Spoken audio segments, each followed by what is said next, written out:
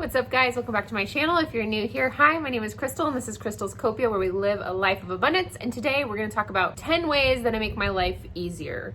And I hope this video is helpful and inspiring to maybe add some of these things into your life, into your daily schedule that will help lighten the load and make your life easier. So if you've already given up on those New Year's resolutions, have no fear. These tips and tricks are going to help you to get back on track. So if you want to see 10 ways I make my life easier, then just keep watching. Also, don't forget to hit that subscribe button. It lets me know, it doesn't let me know, it subscribes you. So hit the subscribe button so that you don't miss a video, and don't forget to hit that thumbs up. That lets me know what type of videos you like to see. So if you want to see my tips, just keep watching.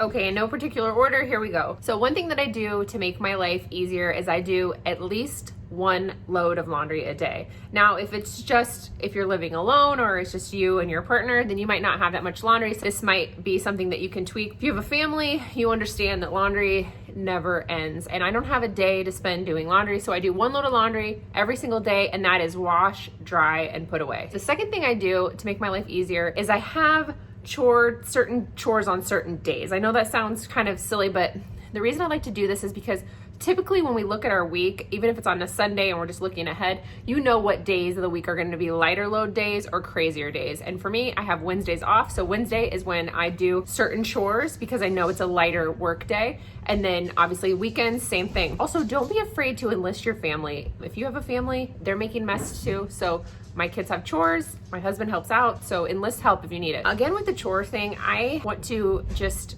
come to you from a place of I've been where you are with the chores, and I see, especially moms that will do everything. They'll clean the entire house, they'll handle all the housework, feeling like they're helping out their kids and their spouse by just taking this over. And I can't preach to you enough that this is a bad plan. And here's why: because if you don't teach your kids basic life skills of how to pick up after themselves and how to clean spaces, then they grow up to become the roommates that nobody wants, the spouse that doesn't help. And so it might seem like you're just trying to be helpful because maybe they're busy, maybe they're in sports and they have homework, things like that. The chores that the kids are doing at our house take less than 15 minutes. And then a lot of it is their own mess. So cleaning their own room, washing their own bedding, cleaning their own bathrooms, things like that. And you have to, I know it's hard, and sometimes there's that kind of mom guilt where you feel bad asking, but they need to learn these skills and they need to learn how to do these chores properly so that when they get older, they can keep a nice house. Otherwise, you're going to be visiting them and your grandchildren and cleaning their house, and I don't want to do that. My third tip to make your life easier is, you're probably getting hammered with this right now because it's the new year and everybody's in declutter mode, and I can't preach to you enough how important it is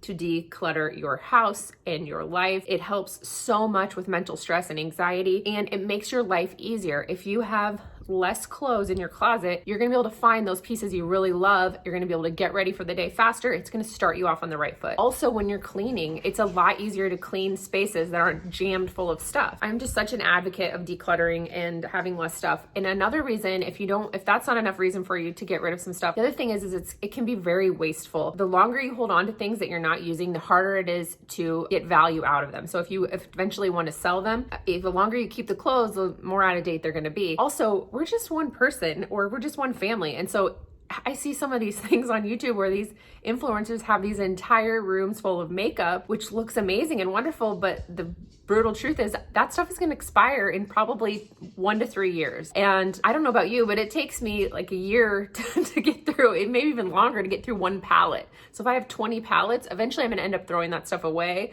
or I'm going to be putting stuff on my face that's expired. So it's wasteful, it costs money, get rid of it, make money off of it now, and forgive yourself for the purchase. I know some people feel like, okay, I spent money on this, I feel bad, I didn't use it. You got to let that go. You know, it was there for a season, or maybe you bought it thinking you were going to get more use out of it and you didn't.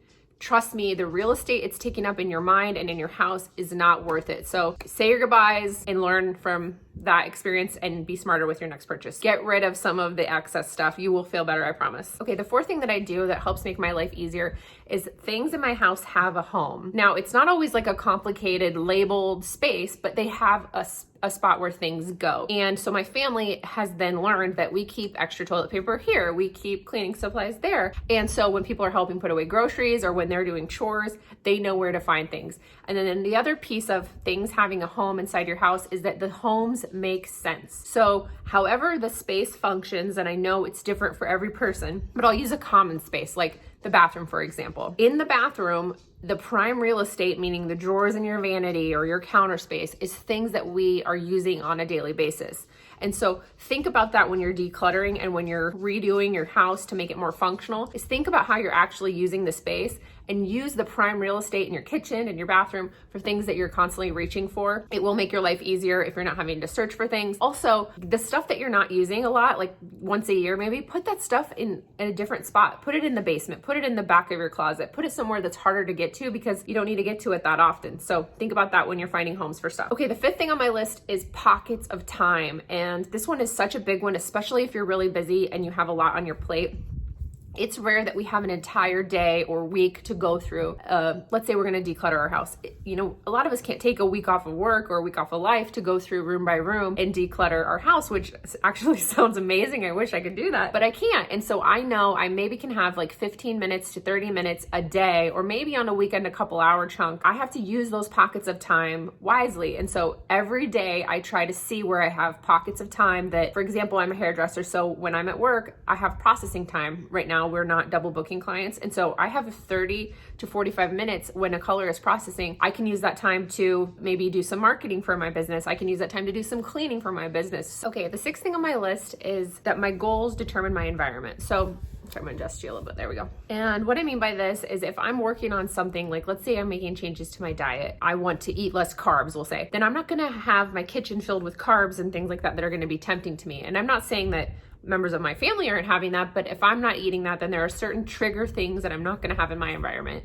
If I'm trying to increase my workouts or make it easier to work out, then I'm going to set up a space in my house that's strictly, you know, for working out. Like I'm going to have things downloaded so I can watch them on the elliptical, or I'm going to have a space in my house where I can do some yoga videos, or I'm going to have predetermined workouts ready so that way when I'm tired and I don't feel like working out, it makes it easier for me. Whatever your goals are, try to set up your environment to support those. It's going to make it a lot easier for you to stick to it, especially on the days when you're feeling unmotivated. And then also I like to set my goals for the year and then create mini goals for each week. So maybe week one, you know, I'm going a little easier on myself and I'm say I want to work out, you know, 3 days a week, and I'm pretty open to whatever that is. But then as I move on throughout the month, I might try to increase that where I'm more specific about what I'm doing. So set yourself mini goals. It's easier and less overwhelming for you to look at things in smaller chunks than trying to, you know, look at the big picture all the time. It can be a little bit overwhelming. So the seventh thing on my list, and it goes along with that one, and that is routines. Routines are where it's at, guys. So if you are overwhelmed and stressed and you are struggling to make changes in your life, I promise you the problem is in your daily routines. And this is such a passionate topic for me because I just believe it so wholeheartedly. I know a lot of people are doing videos about Atomic Habits. If you haven't read that book or listened to it, go get it. It's great. Basically, what we do every single day is going to determine what our life looks like. And so if we don't make, you know, tidying a priority, even if it's just a little bit every single day, then we're going to be living in an environment that's messy and, you know, and that's hard to clean because we're not doing it daily. We're letting it pile up. It's the same thing with other goals. So if fitness is something that you want to work on this year, creating a morning routine or an evening routine that includes something to do with fitness, that's the key, guys. And so it's the same thing when you're organizing your life and trying to get your life in order. Look where your routines are and see where you can make small changes to your daily habits that are going to help impact you over the year. Because to me, I found more success in small changes that I was able to compound over a long period of time than I have trying to just redo everything at once. That can be overwhelming. And typically we're good at something. So maybe I'm great at remembering to brush my teeth in the morning or at night. So if I'm trying to add a healthy habit, when you brush your teeth, maybe you set your vitamins next to it and you remember to take them. So find areas that you're already doing or things in your life that you're already doing regularly that you know you're not going to forget, and try to add that new habit with whatever it is you're already doing. Trust me, it will make it a lot easier to implement these new habits if you just work them into your daily routine. Okay, the 8th thing on my list is to declutter quarterly. This is so important. And like I said, you don't have to take a whole day to go through your stuff, but try to find small pockets. Maybe it's 15 minutes a day where you take certain areas of your house and you ruthlessly declutter them every quarter. And the reason why I think it's important to do it every quarter is because there's something about when the seasons change that just gives you a sense of like a refresh. And so this is a great time to feel inspired and to go through your stuff. Also, if you do it quarterly and the last 2 times I decluttered, I looked at this item and I wasn't sure, but I've yet to use it. I feel like then I'm more likely to be like, you know what, I'm not using it. I'm going to get rid of it. So declutter quarterly. It'll help you in the long run to have less stuff.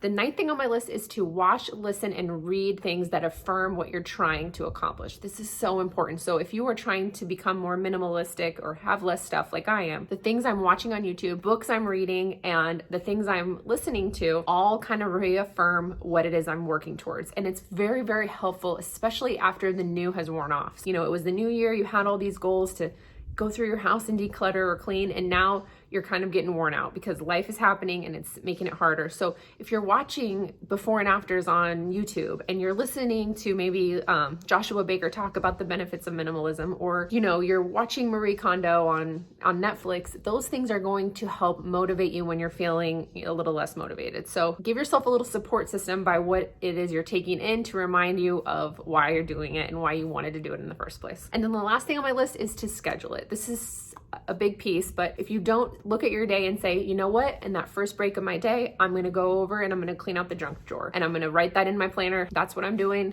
during this pocket of time. It helps hold you accountable. Plus, you've already made up your mind that you're going to do it. And so you don't have to think about it. You don't have to have time to talk yourself out of it. You already wrote it in on the schedule, so you're just going to go do it. I try to follow what my planner says. So it's kind of the boss of me, and it helps me to stay motivated to do the things I'm trying to accomplish that day. I hope this video was helpful, and I hope that you got something out of it and it inspired you to take back control of your life and to do things that will help future you thank you. So if you guys enjoyed this video, don't forget to give it a thumbs up. Thank you so much for watching. And if one of these resonated with you, or there's something that you're struggling with in your daily life, leave a comment below. I'd love to address it in my next video. Thanks so much for watching. I'll see you in the next one. Bye.